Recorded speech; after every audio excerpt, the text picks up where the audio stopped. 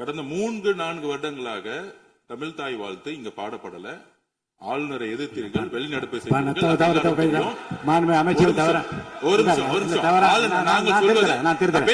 நான் பேசி முடிக்கிறேன். ஆளுநர் முன்பு நான் பேசி முடிச்சேன். ஆளுநர் முன்பு மாண்புமிகு அமைச்சர் அவர்கள் ஒண்ணு தமிழ் தாய் வாழ்த்து பாடப்பட்டது. இல்ல நான் சொன்னது, நான் கருத்து என்னன்னா, ஆளுநர் முன்பு பாடப்பட்டது கிடையாது. அதுதான் நான் சொல்ல வரேன். நான் பேசிடுறேன்.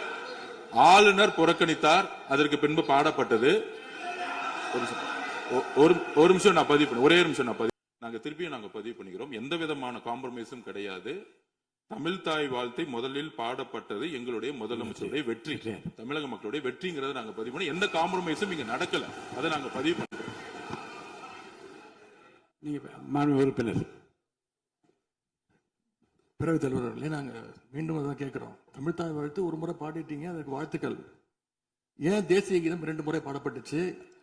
அப்ப ஆளுநர்கிட்ட நீங்க கோரிக்கை வச்சிருக்கனால நீங்க தேசிய கீதம் 2 முறை பாட பண்ணணும்னா, நாங்க தமிழ் தாய் வாழ்த்து 2 முறை இல்ல 3 முறை நாங்க போடுவோம்னு சொல்லி அதை நீங்க செஞ்சு காட்டிருக்கணும். அதுதான் நான் கேட்கிறேன். உங்களுக்கு இப்ப ஆளுநர் முக்கியமா, தமிழ் தாய் வாழ்த்து முக்கியமா அப்படிங்கறத நான் இந்த அரசுகிட்ட நான் கேட்க விரும்புறேன். ஆட்டுக்கு தாடியும் நாட்டுக்கு ஆளுநரும் தேவையில்லைன்னு சொன்னவர் பேரறிஞர் அண்ணா அவர்கள். அவரை உங்க கொள்கை தலைவர் லிஸ்ட்ல அட்டாச்சும் பண்ணிருக்கிறீங்க. ஆனா இன்னைக்கு ஆளுநரை தலையில வச்சு கொண்டாடிட்டு இருக்கீங்க. நான் கேட்க விரும்புது, நீங்க எல்லாம் சேர்ந்து மாண்புமிகு எதிர்கட்சி தலைவர் அவர்களுக்கு ஒன்று சொல்றேன். ஆளுநருக்குரிய மரியாதை மட்டும்தான் தரப்பட்டது. யாரையும் தலையில வைத்து கொண்டாட வேண்டிய அவசியம் இந்த அரசுக்கு இல்லை. இந்த அவையை பொறுத்த வரைக்கும் இந்த அவையை பொறுத்த வரைக்கும் இந்த அவையை பொறுத்த வரைக்கும்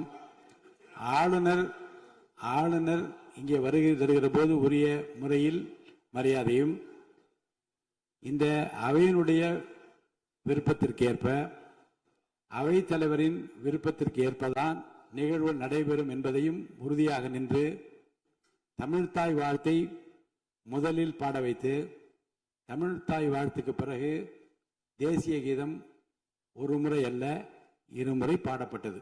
அதில் எந்த விதமான தவறும் கிடையாது. அதில் உள்நோக்கு கற்பிப்பது தவறு என்று நான் கூறுகின்றேன்.